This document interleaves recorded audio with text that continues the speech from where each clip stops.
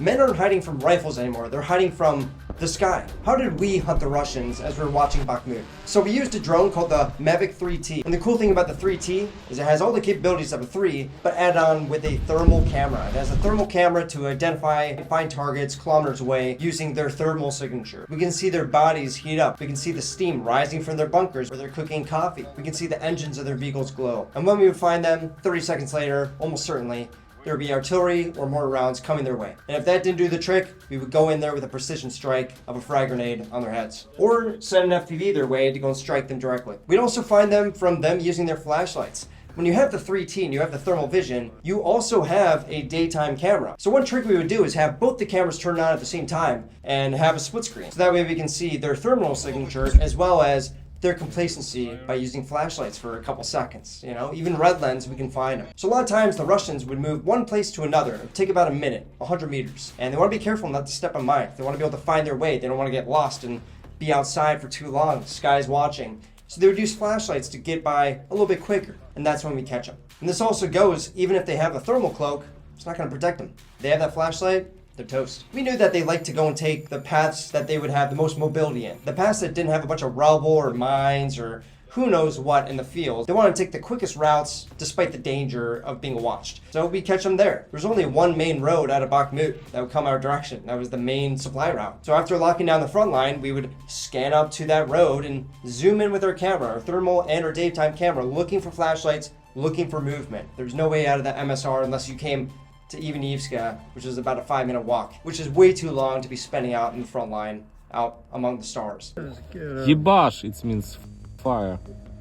And it was their movement that we looked for. We didn't look through windows. We would try and see if we could see half a face, but oftentimes we wouldn't. The only times that I ever caught people were them moving from one place to another, whether it's outside of a doorway or if it's across an open area or street. Whatever it was movement. It was the rustling leaves, it was the black dot that darted across. Whatever it was, that was 100% of the time that I found them was movement. And from there, we would be able to strike them. And other times, it'd be a very quiet day. We couldn't see any movement. We knew that they were hiding. So one thing we would do is back off. We would back off and zoom in with our camera. We can be kilometers away, zooming in, and we can be able to see any movement that happens. And that would give them the comfort of knowing, okay, there isn't a drone buzzing right above my head.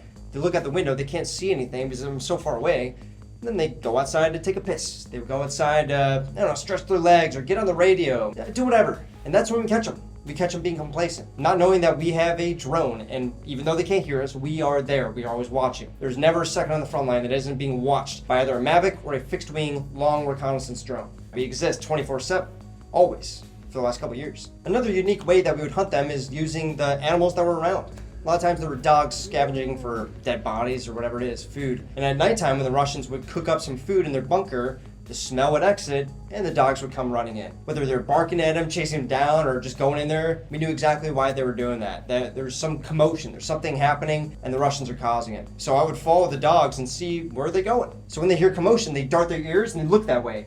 And then they'll chase down if there's food, and then they'll run away from something that's trying to hurt them. And the dogs really help find locations of snipers, groups of people that we didn't even know existed. There's so many buildings in there. We didn't know which ones were occupied. We had a general idea, but there's a lot of unknown positions. A lot of positions that were being held for a month, and they had just enough water and supplies to keep alive. Another way we do it is go down the MSR. Frontline would become very static. Once they know that we got them locked down, they'd stop going outside, and then they try and bring in reinforcements to get them food and water. So kind of the chain of events is that we would lock them down inside that frontline area. They can't move in Ivanivska. They can't. So our command would hear their radio signals, which are unencrypted, calling for help, calling for medical supplies or food or water. And we knew then that they would have to carry it there. They'd have to get them gasoline to fund the generator, which would give them the jammers to take out the drones and such. Well, you can only deliver by foot, especially heavy stuff like that. So we go to the MSR, risking our drone, risking getting shot down or getting jammed. We would go to Bakhmut, almost to Bakhmut, and watch that road, because that's the only place they can go. If they were to go through the open field, they get targeted. If they were to bring a BMP, we know the story of that. There's many different ways that they would try other than just going down the MSR and taking 50% casualties, but that was that result. They would send groups of 3 or 4 guys at a time, dispersed, and just walk to Ivanivska, try and get as many people in there as possible with supplies. And there's about a 50% casualty rate. None of the groups got there safely or even got to their spot safely.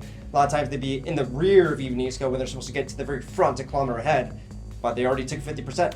So it was very risky for them. That was the only way they could resupply these guys in the front. It's part of the reason that I later invested into bombing FPVs, because I knew I could resupply with them. That's a big problem for both sides, being able to resupply your forwardmost elements. And yeah, so we just go down to the MSRs and wait and watch. We kill a lot of people. They'd send cluster bombs and we just lock them down. We're spawn camping. A lot of guys, especially our main Mavic bombing team, they would get like 5 kills a night or 5 casualties at least. It was insane. They would have to bring in soldiers to resupply the guys in the very front line, the very zero line. There's only one way, so we spawn camp.